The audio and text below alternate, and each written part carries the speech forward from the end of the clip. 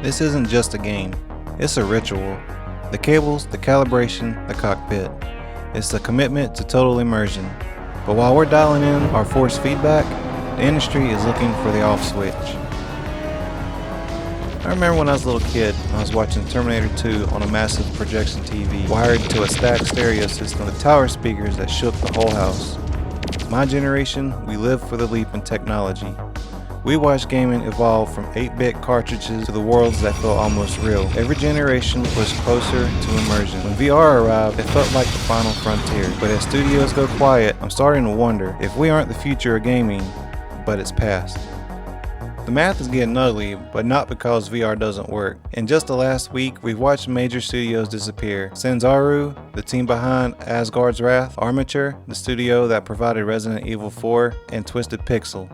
Gone. Over 1,500 developers at Meta's Reality Labs were laid off, and here's the uncomfortable part. Meta didn't lose confidence, they just lost patience. Nearly $70 billion poured into VR under the same gamble Atari made decades ago. Subsidize the hardware, hope software profits catch up later. When Atari collapsed, it nearly wiped console gaming off the map. What saved it wasn't better technology, it was the NES. Affordable, accessible, in every living room. VR hasn't had its NES moment yet, so the money moves.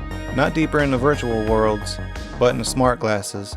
Meta isn't betting that immersion failed, they're betting that frictionless access scales faster. They don't think that you want to live in another world, they think you want a HUD for this one. Most of you grew up with the same tech leaps that I did. Want this channel to keep fighting for the PSVR 2 community? Hit that like and subscribe. Now, let's talk about the instant access generation. This is the real divide in gaming.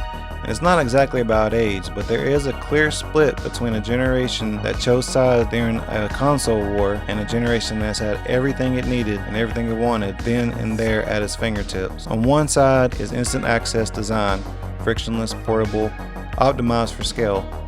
On the other is a ritual, setup, physical space, commitment, immersion. Most of us watching this grew up adapting to new technology over and over again. We weren't afraid of the complexity. We've always embraced it when it delivers something meaningful. But developers are looking at the numbers, tens of millions of concurrent users, and asking the hard question, why build a cathedral for a few when we can build a playground for millions? Gran Turismo, Resident Evil, these franchises built PlayStation's legacy on fidelity and immersion. When you sit inside a GTR in the VR showroom, you aren't just looking at pixels, you're standing in the presence of an icon. But even pillars can be abandoned. With no VR port announced and no VR support for high-end racing sims on console, the message is clear. The industry believes immersive players are an aging niche. They believe that speed and instant access beats immersion. They shut down multiple development companies, and with Resident Evil 9, they announced that there is no VR port at this time. And after flirting with racing sims, it seems like they're going to abandon that as well. I think they're wrong, but to prove that, we have to send a strong marketing signal.